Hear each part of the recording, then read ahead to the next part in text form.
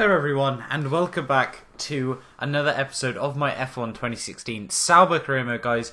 Episode 36, and you know what that means? It's time for the Monaco Grand Prix, a track that usually on this game I don't look forward to, but today I am. We've done AOR around here now. I'm feeling consistent, I'm feeling good. So far, we currently sit in 14th overall in the standings, and if you guys have not checked out the last episode, I would highly recommend doing so. I will leave a link to the playlist and also a link to last episode up in the top right hand corner. If you click that little eye, you'll be able to find those two things. But Chris now just telling us about the new R&D upgrade that we've got on the car. It's actually an engine performance upgrade, which gives us, I think it's an extra 8 horsepower. There we are then, guys, 8 horsepower. We're now up to 58 horsepower in this Sauber, so very, very happy with that. We're getting the Sauber closer and closer to the 100 horsepower mark. As we can see, Manor have piled on the upgrades ready for the Monaco Grand Prix here. We'll have a look at the research and development standings in comparison now. As you can see, Manor have re-jumped us again, and Renault have now slipped to the bottom of the pack there. Very, very interesting to see, as we can see Mercedes still lead the way, with Red Bull having ever so slight advantage of Ferrari, McLaren and Honda closing in on Williams, as well as Toro Rosso. Toro Rosso just need to work on their reliability at the moment, because that is being their real struggle. If you guys are new around here as well, though, don't forget to subscribe for more of my F1 2016 career mode, as well as my F1 2010 career mode, currently in the HRT. But coming in then to the end of my track acclimatization, we've managed to set up basically a perfect lap there. We've got 2 greens and the rest purple, and that's obviously going to amount to a purple score there in the end, which will give us a helping hand of 50 R&D points. And now moving on to my qualifying sim lap, as we can see, lap 1, we're on the set of the ultra soft tyres. The first time yet to try these ultra soft tyres in the Sauber here, so very, very interesting for that as well.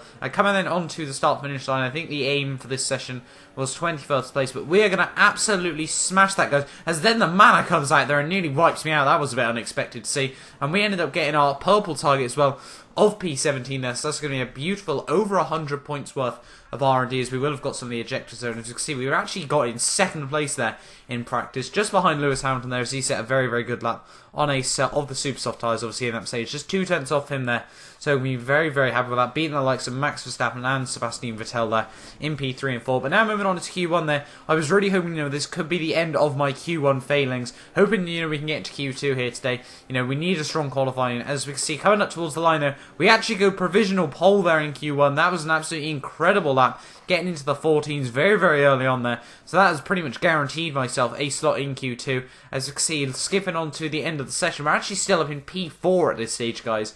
So this is absolutely incredible to see, only 2 tenths off the pole currently, with Daniel Ricciardo leading the way ahead of Nico Rosberg, Max Verstappen, myself and Sebastian Vettel. And we actually took home P5 there, guys, as Sebastian Vettel banged in a very cheeky final lap there, and he took pole position in Q1 there. Obviously, it's not important just yet. My aim is to get through into Q3, as you can see. My teammate there downfalling in P21 there, so not really too sure what happened to him in that session, but really not being able to match my pace. You can see why we are now the #1 driver. But now moving on into Q2, there, as you can see, we make a little bit of a knock with the wall there. That's going to be what's going to cost me time during the race there, just making those tiny little mistakes. But going in through Antonio there, as I'm nearly choking to death there, guys. Coming up towards the line, what time are we going to be able to do? We're going to go provisional pole once again there, guys. Straight away back into the 14s there, and that was another beautiful lap, kept us back up in P5 once again there, as Lewis Hamilton now breaks into the 13s there, guys. Nico Rosberg gets onto Q3 on a set of super soft tyres there, though, as well, which is very, very interesting to see. But we've now made it into Q3 for the first time so far in this season there, guys.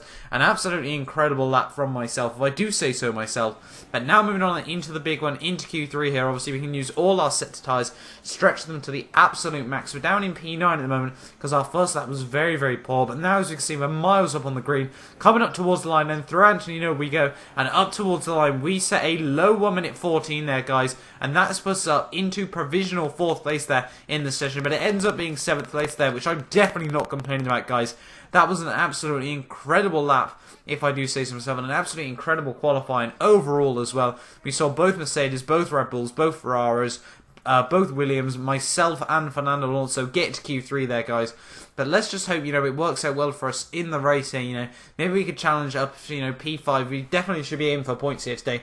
As we can have a look at the R&D, we are up to 412 R&D points. And having a look at the rivalry at this stage, we've been able to gain a lot of points over my rival Roman Grosjean here. As you can see, up to 25 out of 30, guys. So we could potentially wrap this up after the Grand Prix here today, guys. But as you can see as well, we're very, very happy within the drive. But let's move on then, guys, into the Monaco Grand Prix.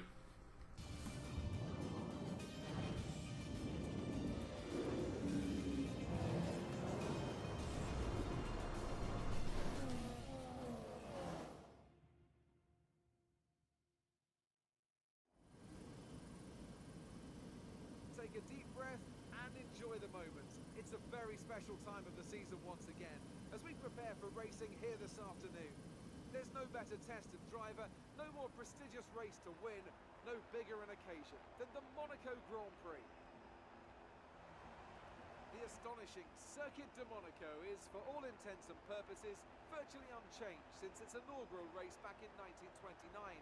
The faster cars of today, though, ensure the 19 corners past the casino and along the seafront remain as thrilling as ever. A 2.1-mile lap here takes us around an entire country, yet never more than inches from the race-ending barriers.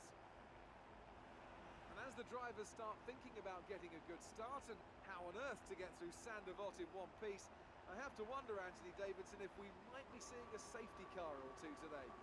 Well, you wouldn't exactly bet against it, would you?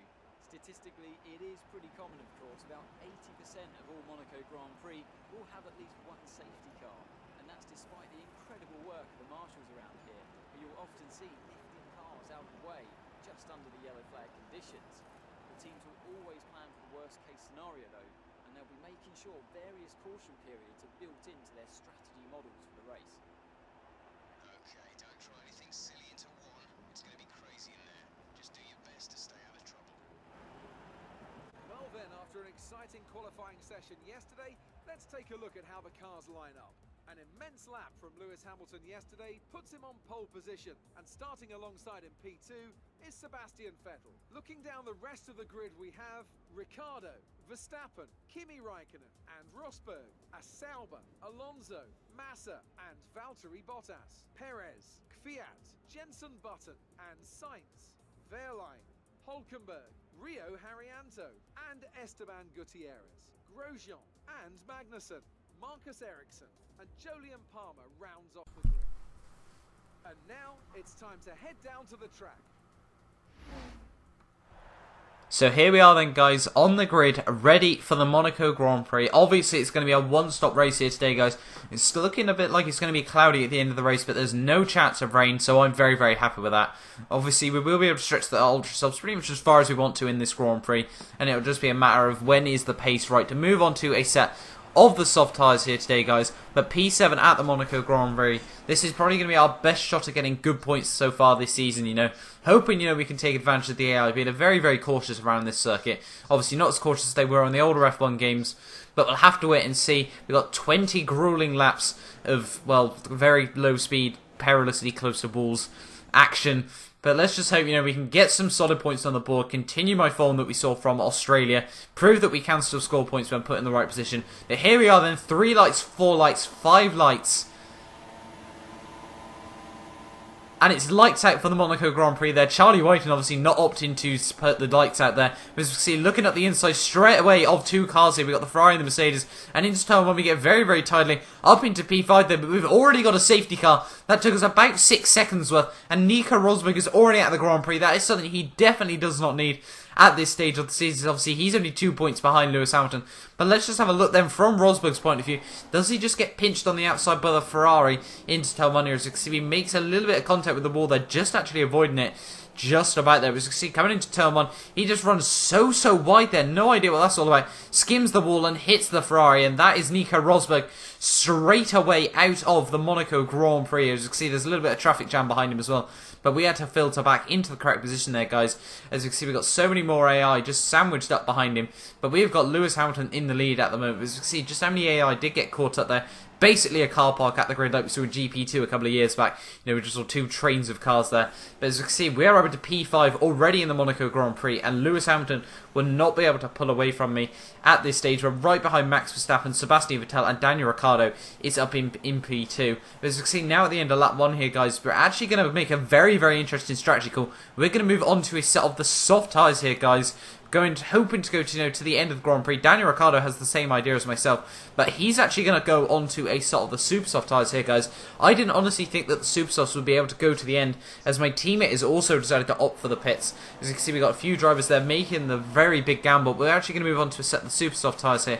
We're going to unfortunately not be able to jump Daniel Ricciardo in the pit lane, but he will be on the set of super softs. We are on the set of soft tyres. Our tyres should be able to go to the end of the Grand Prix far more safely than his, but Sauber at this stage really putting all our eggs in one basket here today, guys. Hoping that we can make it to the end of this Grand Prix, and hoping we can jump the extra cars. But here we are then at the end of lap 4, ready to start this Grand Prix again. We're going to have a look up the inside of Daniel Ricciardo straight away there. Not going to be able to make that position stick. It was a very, very messy in the end overtaking. That cost us both a lot of time in comparison to the guys just ahead of him. But now, as you can see, coming through Anthony we're not going to be able to get the jump on Daniel Ricciardo here. Hoping we can kind of just follow him through the traffic, but I don't know how aggressive the AA are willing to be against each other around this Monaco street circuit. But obviously we'll have to wait and see. And now skipping on to lap 7, we can see we've actually up to P15 now, guys, as a few drivers have made their first pit stops of the day.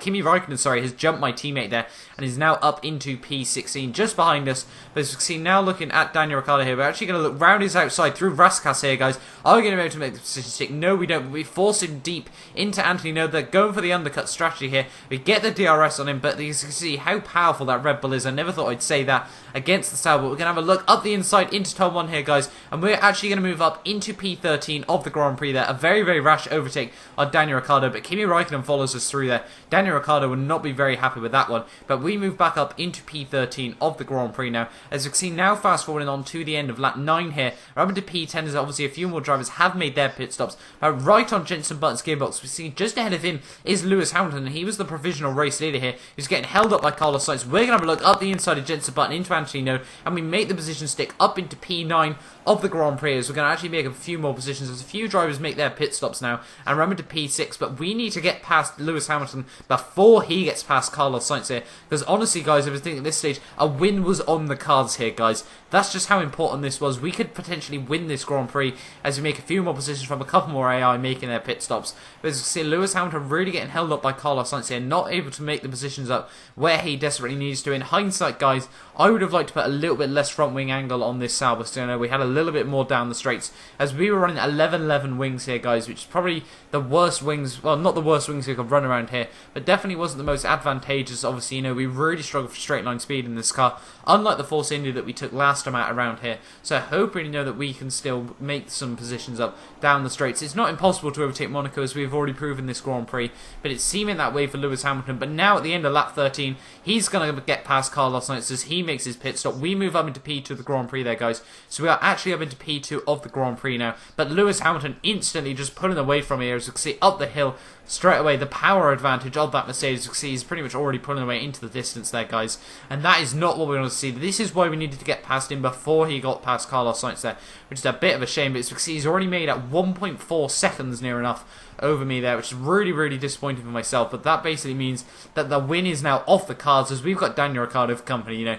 He's still pushing us forward. As you can see now on lap 16 though, Daniel Ricciardo is really on the offensive now. As you can see, we make a little bit of contact with the wall there coming through the hotel here. So you can see we've actually made a little bit of contact again with the wall, but Daniel Ricciardo going for the dive bomb up my inside, very Sergio Perez, that he's hit the inside wall there, guys, and Daniel Ricciardo's been spun around. He's actually been hit by someone else there, not too sure who that was, and we're going to have a look at the replay camera to see what has just gone on there with Daniel Ricciardo and myself as well as other drivers. Perhaps there's been a pile-up there down at the chicane there, but having a look from Daniel Ricciardo's point of view, we go very, very defensive into the chicane here. Daniel Ricciardo still looking at the inside. He turns in just that bit too early, makes contact with the wall, gets spun around as he clips the rear. As you can see, one of the Force Indies there, I think that might have been Sergio Perez, makes contact with them there, guys, and they're both pretty much just parked up here on the chicane. As you can see, Kimi Raikkonen is actually coming to the back of my teammate there, Marcus Ericsson, and there has just been an almighty pilot there. The McLaren Honda on the outside has actually managed to get out of it unscathed there, but that is what, 1, 2, 3, 4, 5, 6, 7, 8, 9, 10, 11 cars there, guys, have been caught up in that pile up there. And let's just have a look what happened to my teammate there. He goes very, very defensive into the corner as well. Kimi Räikkönen gives him a bit of a push there. I think that's Kimi anyway, and as you can see, he just stops there behind the other drivers. You can see all these drivers have come in and crashed into the back of each other. We've got the McLaren Honda there that's decided to safely stay away from all that. That has basically mean, guys, we're pretty much going to be able to guarantee P2 in the Monaco Grand Prix. I'm definitely not complaining that that pileup has occurred there, guys, in the end, although I was kind of hoping, my teammate Marcus Ericsson could get through it. But Lewis Hamilton has taken the win, guys. Whoever thought he wouldn't be able to do so there. He's going to be able to collect 25 points over his teammate Nico Rosberg out of his DNF there, which gives him over a race wins advantage. But coming up towards the checkered flag, guys, we're going to take home P2 in the Monaco Grand Prix for Sauber. There we go then, guys. An absolutely incredible result there. And I cannot thank the team ever so much enough for that. We got very, very lucky with the safety car there, guys, as well. But I'm obviously not complaining about that. We take home 18 points for Sauber. And my teammate Marcus Ericsson there is actually going to be able to gain P4 as well. So we take home 30 points there. Lewis Hamilton, very, very happy with his race result there. I'm pretty certain that's his third win of the season there. But myself in second, Max Verstappen in third there, guys. Mercedes obviously very, very happy that they took the win at Monaco. But us, we are Sauber F1. We're going to be partying tonight there, guys. Daniel Ricciardo in P8. Don't think he's actually going to be very, very happy with that after he had that spin. But there's a lot of cars morphed into each other there. But Lewis Hamilton, as I said there, guys, takes home the win at the Monaco Grand Prix, but that's not who's going to be celebrating the most. It's going to be us at Sauber F1 team there, guys. We're absolutely ecstatic. We've taken home 30 points here today, guys, at the Monaco Grand Prix after my P2 and Marcus Ericsson's P4. We are definitely going to be celebrating tonight at the Monaco Grand Prix. It's been an absolutely incredible day for the team. Obviously, as I said, guys, the safety car really shook that up. We actually got a 3-second time penalty in there, guys, but that didn't really make any difference. We went from P7 to P2 there in the Grand Prix. Marcus Ericsson went from P21 to P4 there, guys, so his strategy obviously worked out very, very well. So Fernando Alonso in P5, last time out to win a Jensen Button into P6, so scoring another good haul of points there from McLaren. We've seen Nico Hulkenberg up in P7, Daniel Ricciardo unfortunately in P8, Kimi Räikkönen in 9th, Sebastian Vettel in 10th, so Ferrari taking home just 3 points there in comparison to Sauber's 30 there. Felipe Massa, both Williams just missed out the points there, so they're going to be able to make some huge gains against a lot of teams here. I'm pretty certain, guys, if I'm not mistaken, we have taken home the most points of any team at this Monaco Grand Prix here, guys. Like Kevin Magnussen up in P11, a very, very strong result for Renault. They just missed out on points here today, unfortunately for them. But Jolyon Palmer 40, Valtteri Bottas down in P16 with Ria Harriento 50, Esteban Gutierrez 17, Dani Kvyat 18th. And we got just a few other drivers there at the bottom, but we're going to jump up into P10 overall in the standings there, ahead of Nico Hulkenberg and Felipe Massa there. Just 9 points now behind Valtteri Bottas. My teammate Marcus Ericsson jumps up into P13, ahead of my big rival Romain Grosjean there as well, guys, who's ahead of Sergio Perez and Esteban Gutierrez. Esteban still unable to score points in this season, as well as both Toro Rossos, both Manors and both Renaults, but Carlos Sainz is still at the very bottom of the standings there. But we jump up into P6 overall in the Constructors standings, ahead of both Force India and Haas F1. Don't think we're going to be able to stay ahead of Force India for very long, but Haas is going to probably be our rival, of who we want to beat this year. But Mercedes lead the way still, extending their advantage at the top, with Red Bull still unable to make the 100-point score. But now let's have a look at the R&D at the end of the Grand Prix there, guys. We're up to 538 points there, as we took home so many points around such a successful day out, and also just getting our career booster and our first driver bonuses there. Another 78 points there, guys, taking us up to over 600 points. Whether we'll be able to do any upgrades at the end of this episode, guys, you will have to wait and see. But I hope you guys have enjoyed this video. Don't forget to like, subscribe if you are new around here, as well as just having a look at the driver update. We're now on 29 points here, guys. Unfortunately, we couldn't get quicker than Romain Grosjean, over on the fastest lap, but we're pretty much guaranteed to take home the rivalry there, guys. But as I said, hopefully you have enjoyed this video. If you want to go check out my last 2 episodes of the career mode, as well as the playlist, there will be the annotations now on the screen for you guys. Hopefully you have enjoyed this Monaco Grand Prix, a very, very successful one from myself. If I'm not mistaken, the best Monaco Grand Prix we had since the last time out in the Force India. But thank you for watching, and goodbye.